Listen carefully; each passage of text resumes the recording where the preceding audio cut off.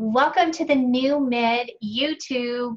First time doing this interview. I am here with Allison Davis. Welcome, Allison.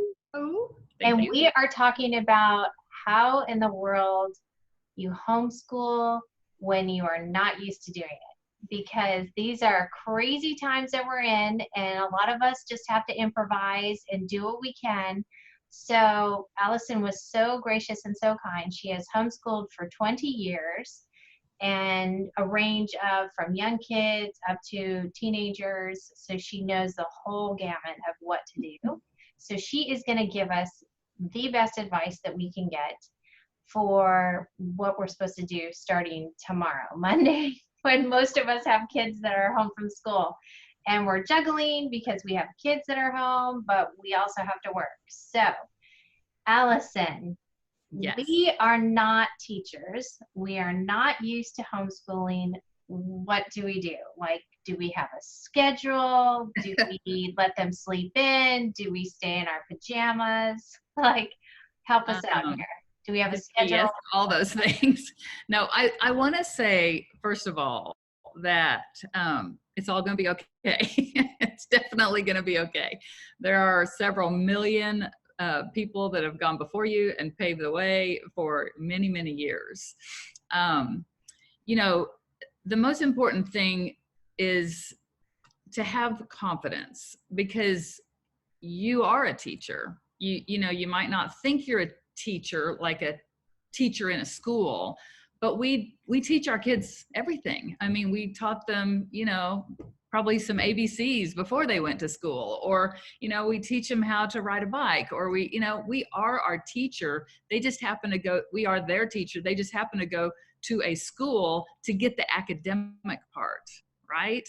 We're teaching them stuff all the time. And, you know, before they go to school, after they come home from school, you know, just about life. And so, and the other thing that I really like, really has helped me over the years, and I absolutely believe, is that God gave us our kids. He gave me my particular kids. And so why? Because they need something I have, you know, whether it's the way I talk to them, whether it's the tone in my voice, whether it's my background and the things I've done in my life that they need to learn, right? It's not the neighbors. It's, you know, God gave them to me for a reason. So I think that's just have confidence and just some peace about the fact that, you know, this isn't probably going to be for a long time. I mean, we don't know what's going on, but like, it seems like it might be a month, maybe two, maybe, I mean, who knows? We're 2 weeks. Right now we're thinking 2 weeks. So okay. Well, help us get through this. So what kind of schedule should we do? 2 weeks is not bad. I mean, you might just want to take a 2-week break. Well, some of us, that's interesting that you bring that up, because some of us are considered to have this as a vacation. So there are kids that don't have to do curriculum, but my kids, they do. Mm-hmm. They have been sent home their books, they have packets, and some of them have to use Google Classroom to get their assignments. So for those of us who really do have to do school, what's your suggestion on schedule? Well, time do we spend on a subject, that sort of thing? So I want to say that, you know, every homeschool is different, and it's the mom's personality. So whatever is easiest for you, it's not going to be the same thing as the next 3 people down the line. Whatever's easiest for you is what you want to do. You know, I would call myself a relaxed homeschooler. You know, there are some people that are very regimented, and every 30 minutes, this is what we're doing.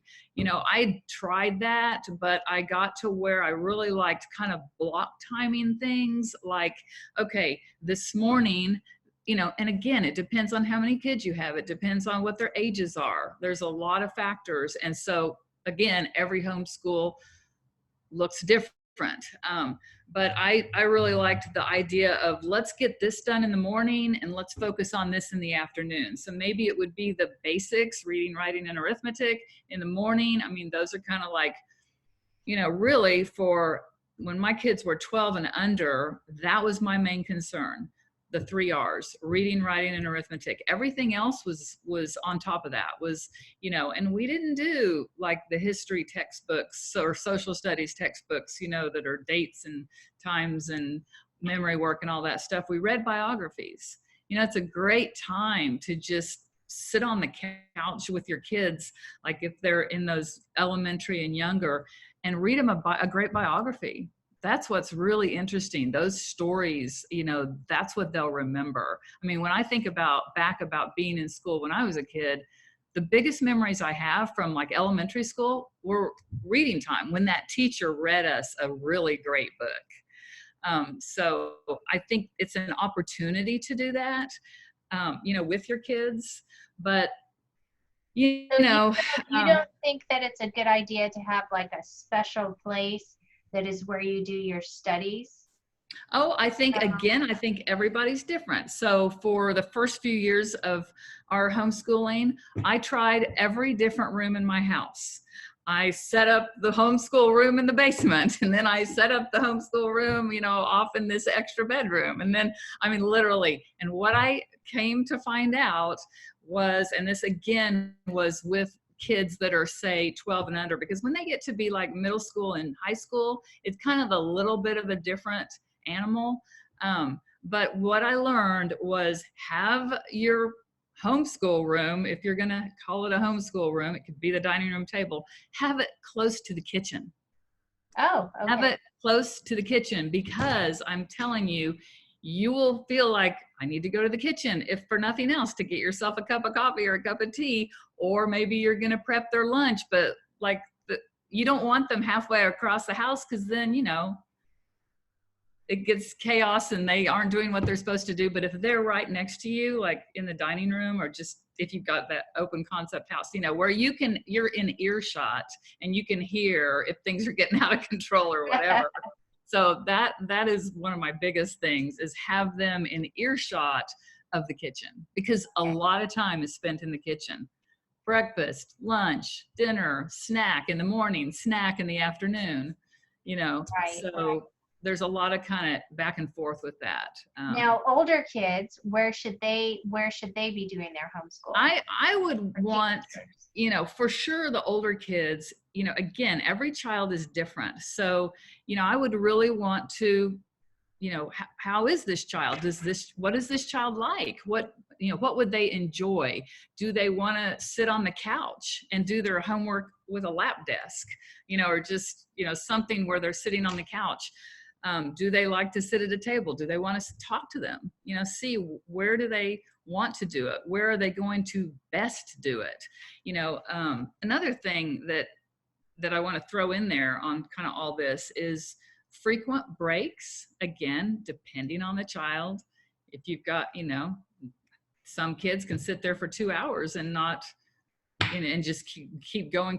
Other kids, they're like 20 minutes and give them a 10-minute break to go run around, or get a bowl of fruit or something like that. But I also think another big thing that's helpful, and you can call it giving them rewards or bribing them, whatever you want to call it. It doesn't matter. It's the same thing. I had someone ask me this question earlier on Facebook, but you just, as soon as you're done with that math sheet, we're going to do 10 minutes more on the Monopoly game, or we're going to bake some cookies, or, make it small even, just any little thing that's going to motivate them to finish that thing. You know what I'm saying? Now, I think that's great advice. I think that's really great. And so if you have multiple children, would you have them all in the same place, or would you have them in different places so they don't interrupt each other? Yeah. Again, it depends on the child. It depends on what you're doing. Maybe, I remember when my kids right now are 10 up to 22, but when they were 12 and under, those were such great years, because we did a lot in one room. Like, I would sit there and I might read a book, but they'd all be in there. And I would always read, if I'm reading a book to them, I want to read to the oldest, because those younger ones, they might not catch everything, but they're going to absorb some stuff. but I want to make sure the oldest one is, into it, and it's not too babyish for the oldest one. Okay. But then again, it just depends on the personalities of the kids. If you've got somebody that's just disruptive all the time, do what you can to reward them. One of the big techniques that a lot of homeschoolers have is they'll make a box of, this might be for little kids, or it could be for any age. They'll make a box of fun things to do for that child while, for instance, mom is reading to them, or mom is doing something, or while an audio book is playing. You don't have to be the one to read. Maybe you're going to be in the kitchen putting lunch together, and you turn an Audible book on, and they get that box of stuff only when, like, those times, like when the book is playing or when you're reading a book or something. And then that box goes, cover the lid, put it away. It's not their box, so it's special, Right. So they're excited, like fun little things. Of course, it's all different. Maybe it's Legos with an older child, maybe it's paper dolls, maybe it's Play-Doh, coloring. I don't know, just something that's different that they don't get to do other times. So they're into it, and they're doing something while they're learning something. How long do you think they would stay, their attention span would be while an audiobook is being played?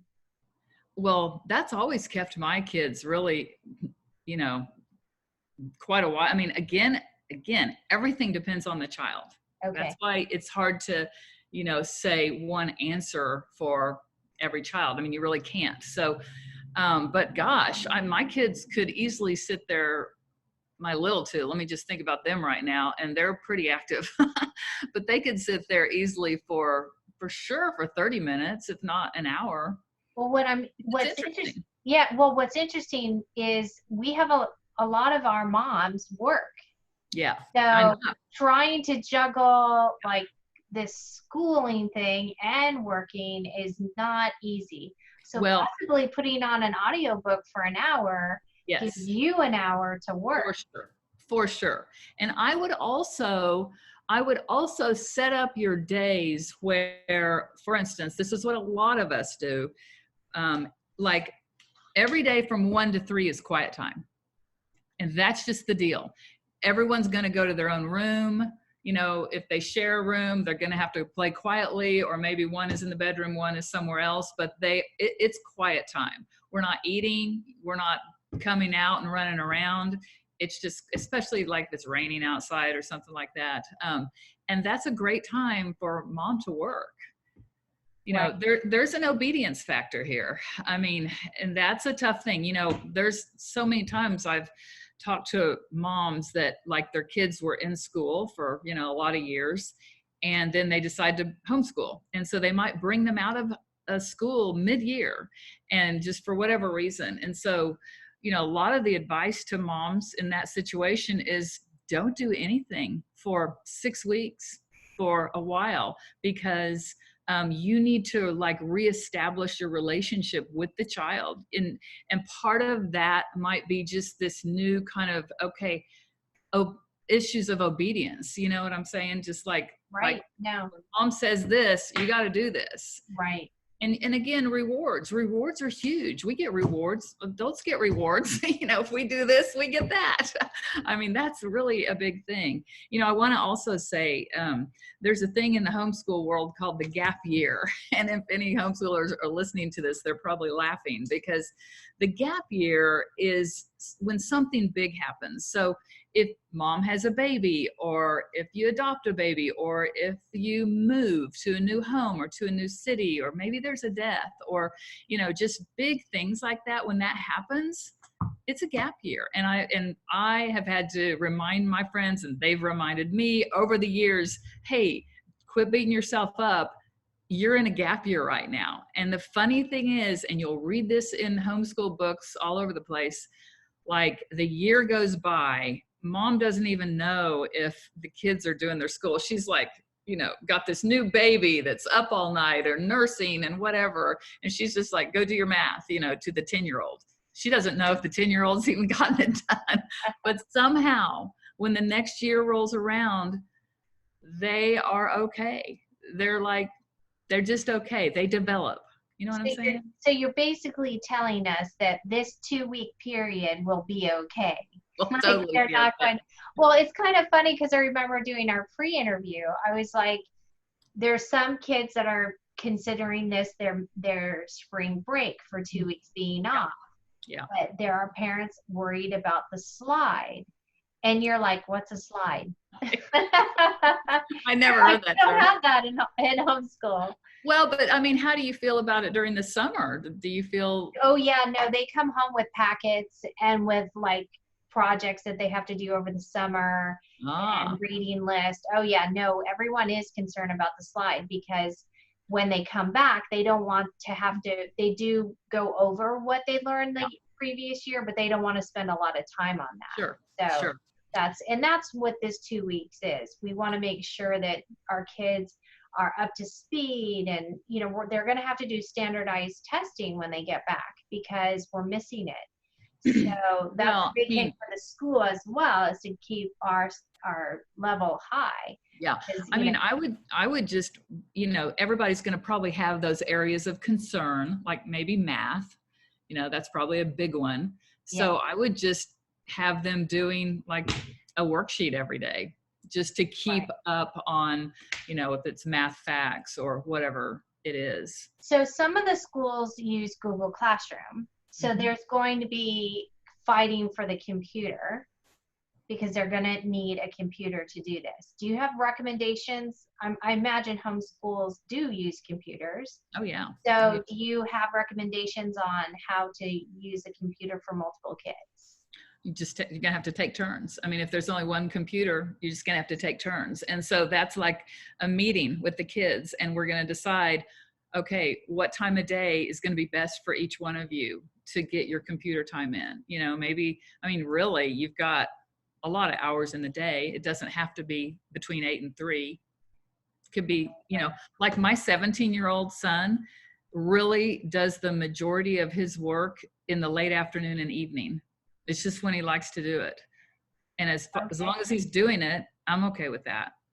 Okay. So So for the 12 and under, do you mhm. recommend a little more of a structure though? So that Well, yes. I mean, what I found is for my kids anyway, they work better when they know what's expected of them. yes, for sure. And they also work better when they're out of their pajamas.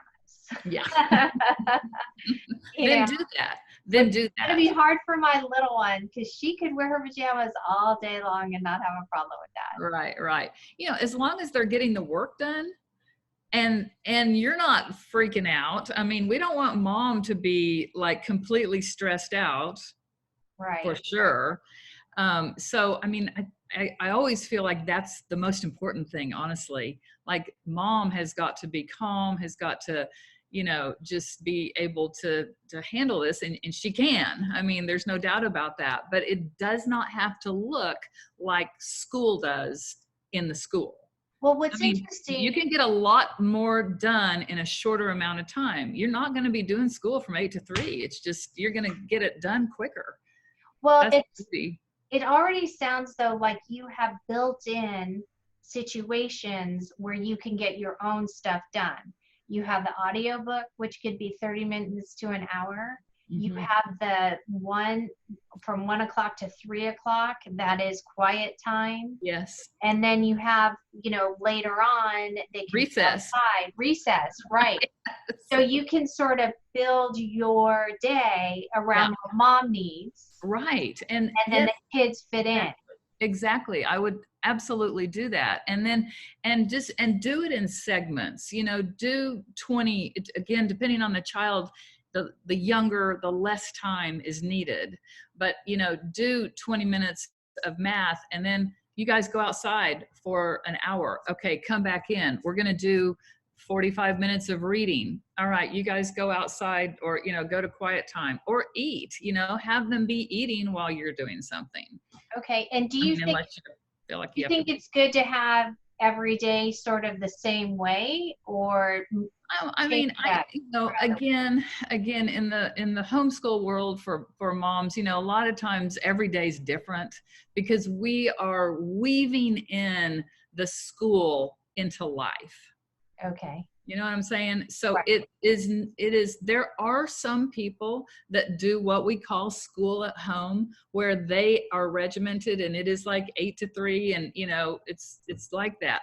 But there are so many others. I think there's like 8 different kinds of homeschoolers. Homeschool.com, I saw they have a list of breaking it out like that, classical and relaxed and eclectic and school at home and online, and there's just so many different kinds. So but I do think that children thrive with routine too, Right. Right. finding that So, balance. right. So do you have websites?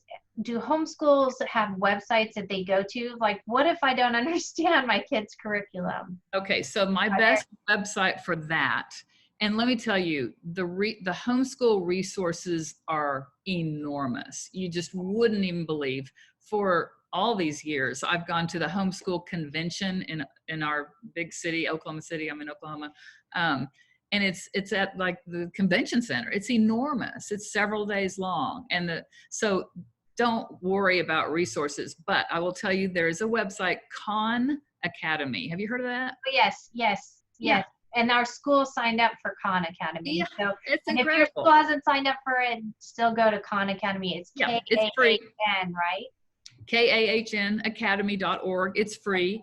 It is this guy that's just like, all it is like an electronic chalkboard, and you can go into whatever grade you want. Let's say you go into 3rd grade, then you click on math, then you click on the lesson to do with whatever. And they're just short little like 5-10 minutes segments of him explaining that specific lesson. You could homeschool with that website alone. Wow, that's Yeah, fantastic. I know. Again, keep it simple. I mean, I love that website, and I love the guy started it just because he was trying to help I think it was his nephew who lived across the country. So, and Right. just one thing after another and turned Now, into a huge website. are there any specific supplies? Well, you mentioned the box that they can get while they do Audible, so that's Yeah. really good. Are Yeah. there any other supplies that you recommend us to have?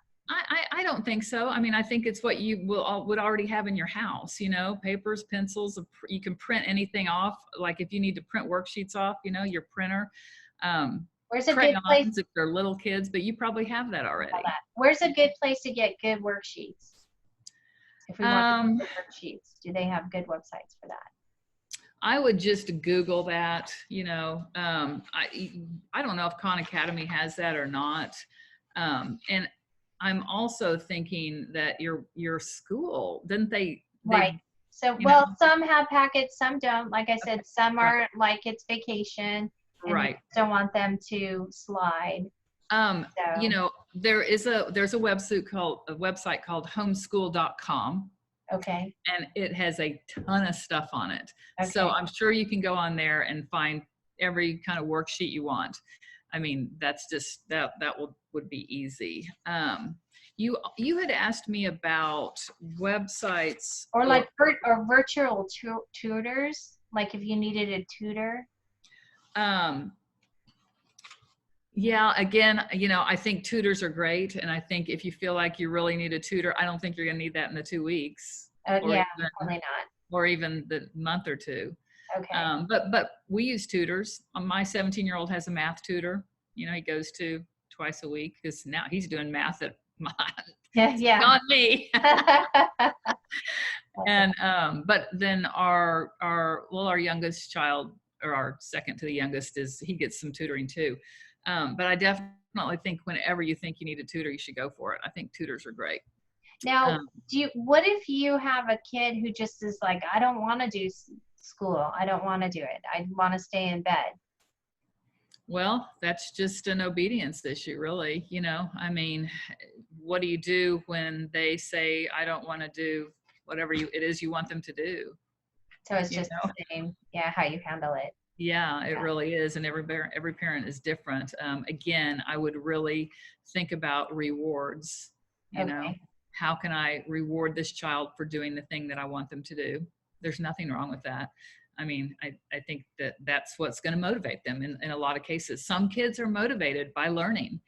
Right. Other kids are not at all, So And it's so interesting. each child has their own gifts, and really we have to really look in and see, you know, what are their gifts and how can we work with this child to just help them learn. You know, we didn't have schools until 150 years ago or so, So, you know. well, and then also what I'm wondering is how about screen time? Like, do you think, they say only 2 hours, only 2 hours. Do you think I don't think that's realistic personally. um I don't think too much screen time though. I do think kids get agitated. I do too. I absolutely do.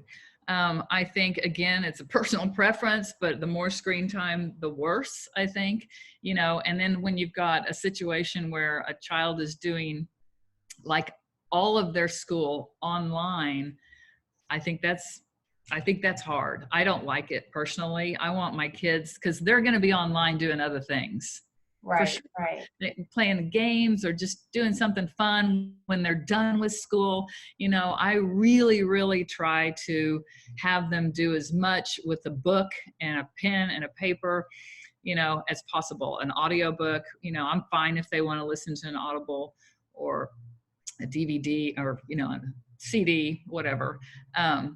But yeah, I mean, and you know, but then again, we're in a situation where it's not going to last forever, and they'll come out of it. And talking about moms that need to work, if you need to put the TV on, put the TV on and don't stress out about it. I mean, no, Yeah. they're going to be fine. I will tell you, there's a website called rockinlearn.com.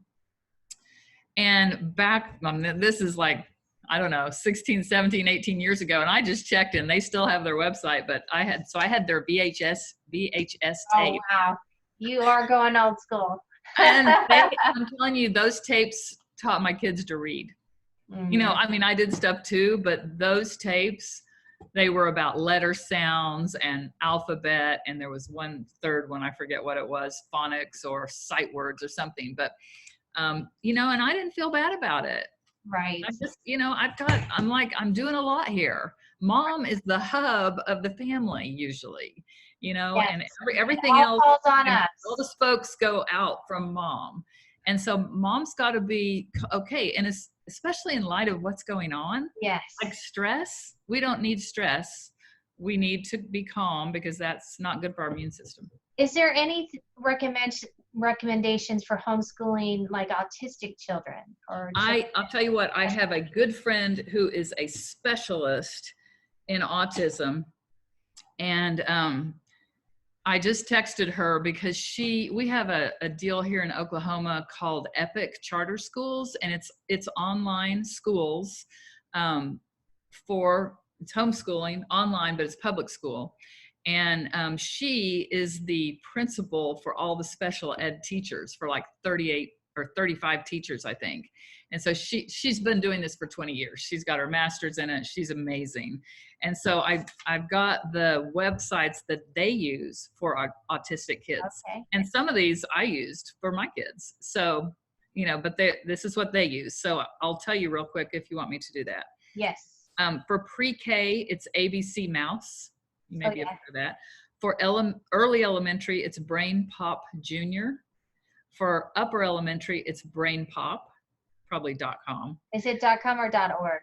I don't know. Okay, I'm sorry. We'll just have to look. You can Google Brain Pop, it'll come up. For middle school, it's IXL. And I would Google, you know about that. Okay. And for high school, it's Study Island. Okay. So I think, you know, they just have found that those are really good for autistic kids. So that's fantastic. Yeah. So is there anything else you think we should know before we venture into this craziness? I mean, you've covered a lot. So yeah. I just think it's the most important thing. Like if you're stressed out, and how many times have I done this? If you're stressed out and you're just like, this is terrible and I can't do this, and then just don't.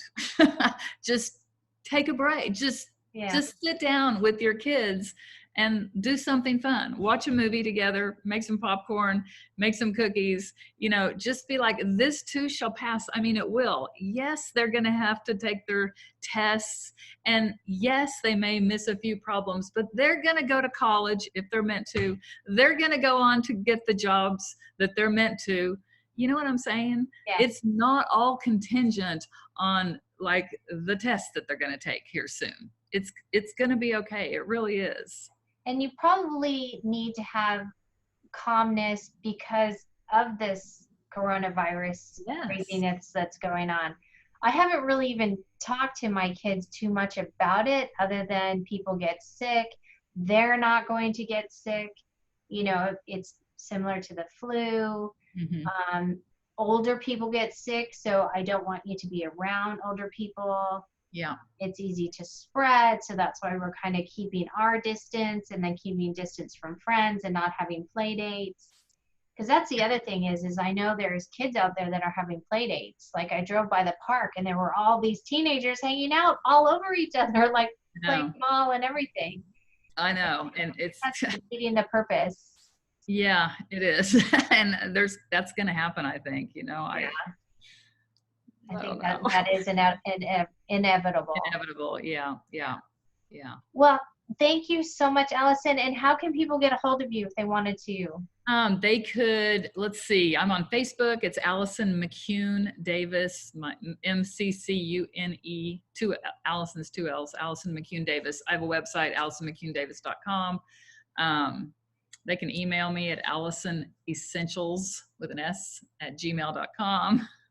Any of that. And well, I'll tell you, let me say one thing. I have here a list of encouraging Bible verses for homeschool moms that, this is something because, we're like, help me, God.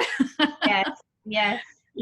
Sometimes you just have to like lay it down and just be okay with whatever happens. So, like, what are some big ones? I can do all this through him who gives me strength. I mean, you know what I mean? So I do. You could even Google Bible verses for homeschool moms and you will come up with a list.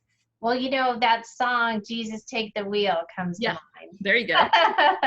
So we're kind of all in this together, and that's why I have the New Mid group for all of us moms to like. Well, and I'm in there, so they can tag me. That's right. You're in the group. That's great. Yeah, that's right. They can reach you there because, we're all in this together. We can help each other out. We can figure this out because I know there's going to be times when our kids are going to drive us crazy. Our husbands are going to drive us crazy. It's going to be a little bit too much. So just reach out to all of us and we can figure it out together. Yeah, I mean, maybe once we're like a few weeks into it, a Zoom call would be a good idea for everybody to vent. I love it. We'll figure that out. Right. That would be great. Well, Thank you so much, Allison. You bet. Thank you, everyone out there. We are going to survive. We're going to make this. We're going to have fun. We're just going to turn it into something great. It's going to have a silver lining on it, and we're going to make it. I know we will. So this has been the New Mid, an exciting new version of the New Mid. And until next time, make sure you go out and live an abundant second half. Thank you.